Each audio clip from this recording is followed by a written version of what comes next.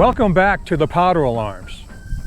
As we have seen, these 4 Patriot militia confrontations with the British Colonial Authority really set the pattern to be used by other local militias on how to confront and frustrate the British Army, or so they thought.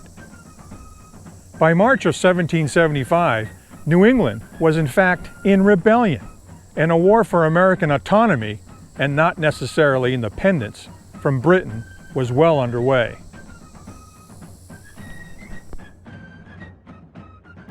Quote, "The disease of insurrection has become so universal, there is no knowing where to apply a remedy," General Thomas Gage wrote. "Civil government is near its end. Conciliating, moderation, reasoning is over. Nothing can be done but by forcible means." End quote. By March of 1775, the British Army had had it with the peasant militias. They were tired of being humiliated by the colonials and tired of the restrictive rules of engagement in dealing with the locals. They demanded freedom of action to the fullest extent of their military capability. And Gage gave them that freedom of action. The gloves were off. But the rebel patriot leadership in New England didn't know that. They would find out the difference when the next confrontations took place at Lexington and Concord on April 19, 1775. So, why was the British reaction towards the colonies so severe over the coming years? Well, it was about maintaining power, or at least the appearance of having great power. Let me explain.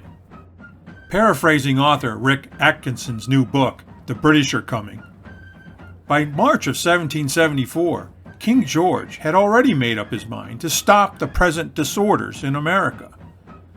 He proclaimed that a dangerous spirit of resistance was taking shape in America, and, in his mind, Americans were committing the crimes of high treason. The troubles in and around Boston threatened anarchy. To King George and his Prime Minister, Lord Dartmouth, failure to reassert London's authority would eventually unstitch the empire, causing Britain to, quote, "revert to her primitive insignificancy in the map of the world," unquote. Here then was the crux. The king and his men believed that British wealth and international status derived from the colonies. The erosion of authority in America, followed by loss of sovereignty, would encourage rebellions in Canada, Ireland, the Caribbean, and India. "Destruction must follow disunion," wrote Dartmouth.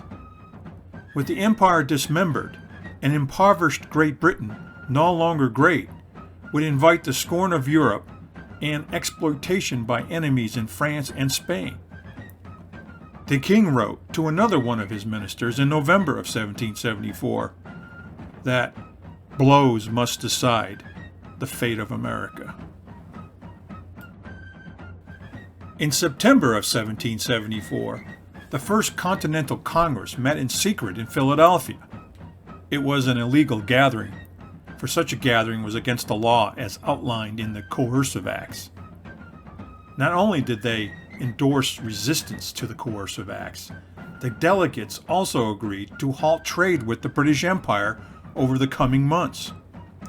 Imports and exports would be forbidden in an escalating economic campaign intended to pressure London by hurting British merchants, manufacturers, and consumers.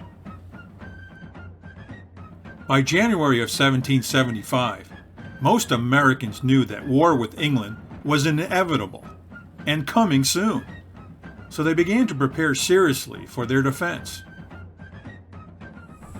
So this colonial arrogance and overconfidence had prevailed over all of the colonies by January 1775. And as unbelievable as it seems, these mostly farmers and tradesmen believed that they could win a war against the British Empire, the world's greatest superpower of the time. Absolutely astonishing.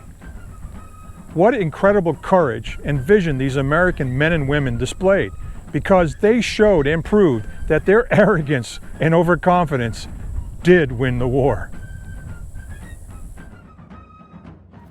We have all read accounts in various history books about the incredible savagery and barbarism of the British Army towards the Americans. They absolutely despised these peasants who would defy an empire. Their contempt and elitism would be on full display at the next confrontation, the fifth, known as the Battles of Lexington and Concord. This time, there would be bloodshed, and it would ignite the Revolutionary War, and change the world forever.